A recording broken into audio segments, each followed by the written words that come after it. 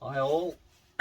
Sorry I've not been on for a while. I've had quite a bit on the go work-wise. I've been doing a lot of nights at the minute, which has been stopping a lot of workshop stuff. However, tonight's little video isn't railway related again. I've managed to have a bit of a sit down with Jed, or Judd as we call him. Now you might have seen on an older video that he's an ex-miner and was around when the 1984-85 miners' strike was going on. And I always like asking him about his mining days and stuff like that. And he started mining in 68, 69, I think it was, in a local pit down the road from us here. And having a chat with him, it was just recently gone actually. It was the anniversary of the strike ending and everyone going back to work. And we was out just before our Sunday dinner. I got my phone out and started chatting with him and was talking about the actual miners' strike itself. When could they call it D-Day or whenever it was, when there was the big argument, the big push between the police and the pickets that were on the line. And there's a lot of conflicting stories, I think, on who was to blame and who did what and stuff like that. And I find the best way to find out, if you're interested in what went on, is to talk to someone who was there. And Judd was actually there, and he could tell us firsthand what was going on.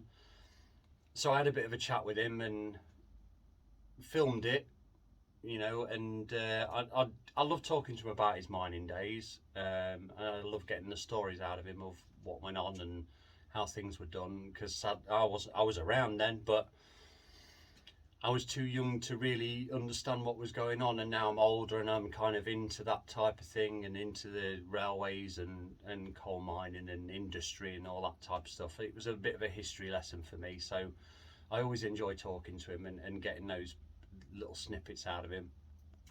So I hope you enjoyed this little video of him talking about Orgreave, and the chap on the white horse, as I called him, was if you've seen any footage from the Orgreave miners' strike, Battle of Orgreave as it's called, you'll see this policeman, and we'll call him, that's on a white horse. And the footage, if you see any of the actual footage, there's plenty on YouTube.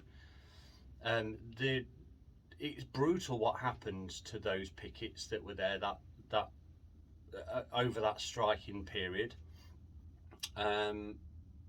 And yeah, so have a watch, and I hope you enjoy old Jed talking about his side of things.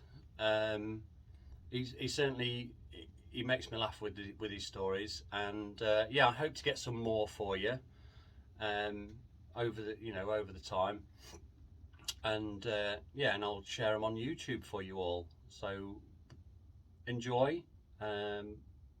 There will be a wagon related video coming soon, I promise.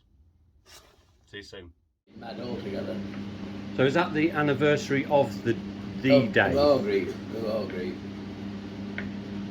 Because there's old matey boy on the white horse, wasn't there?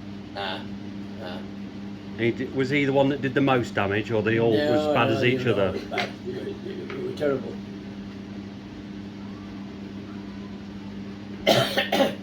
Horses were treading on pickets and all sorts. They just charged for no reason at all. I think what it were, they blamed pickets for it, but it weren't. It were either coppers throwing stuff or militant. Right. You know them? Yeah. They were bad. It's 35 years, isn't it, to the day? Will be 90. It were 85. That no, it weren't. It were 84.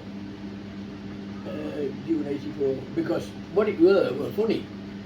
Because we were on his way to Orgreave anyway, and all of a sudden it came on radio, and when we got there, all pickets from all over, they were saying, "What's going on?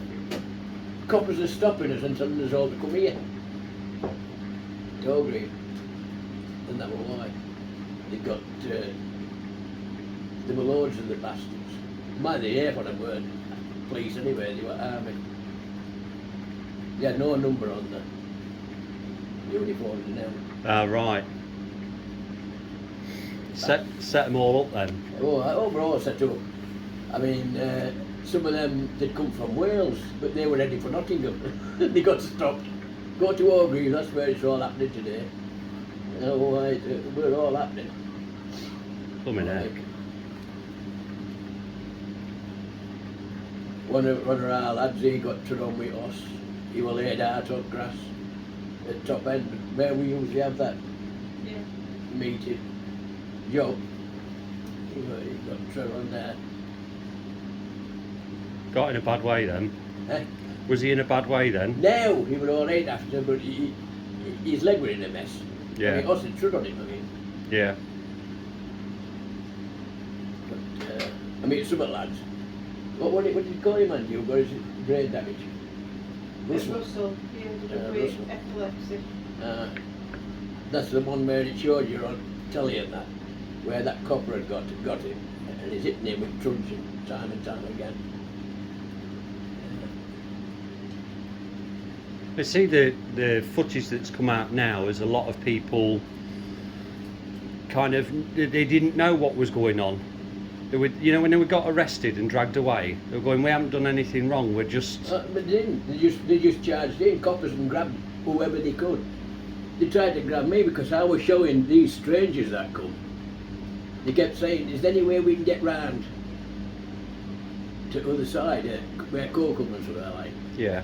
I says, I says, I'll show you anyway. You know where that railway line comes to Woodhouse? Yeah. It comes up past where Orgreave were. And it goes round in a circle like that. I said, we go around here anyway. And there's a wood at the other side. Yeah. And it all went well at first, and then these bleeding coppers spotted them going round. And next minute they got some fish and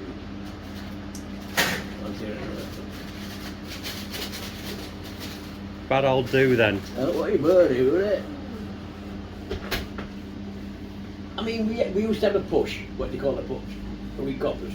Yeah. And I don't know, that was the most that's ever happened.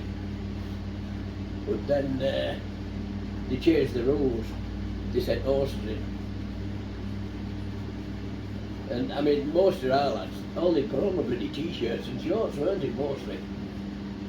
And You're not gonna really look too good after you've been hit by an horse. No. In a t-shirt and shorts. Yeah. no.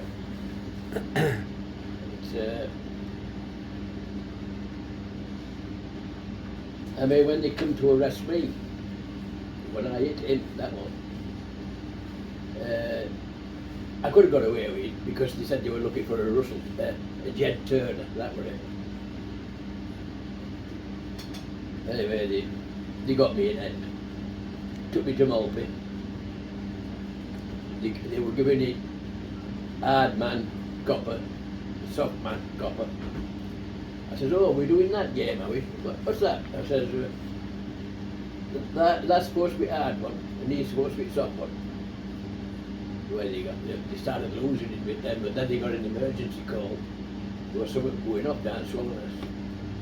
They wouldn't bring, they dropped me off, they brought me as far as Swallowers, and I had to walk it from there. Right. I still took the ground court. Might have been upstairs, I'd have got bleeding life. I'm telling you that. Crown Court judge is sitting down, and she's saying, Judge, I said, what's up? Come and smack him. This is in court, I'm in dog. She says, come and smack him, he's laughing at me. I said, fucking shut up.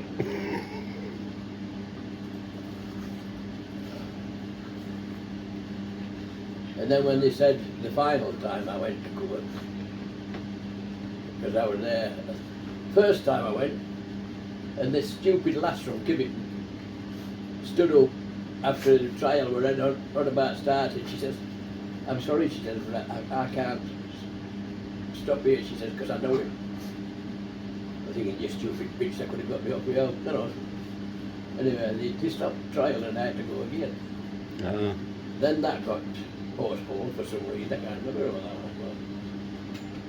And then the third time I went, I were up. And that's when he said if I agreed to be bound over, I said, how can they say I've got no case to answer? I said, and they're saying I've got to be bound over to keep peace. She said, yes. She says, this must be one of the judges, whatever. She said, because we know if they seize him, they're going to kill him. I said, but that's about right. Anyway, Hazel didn't want me to be, she wanted me locking up there.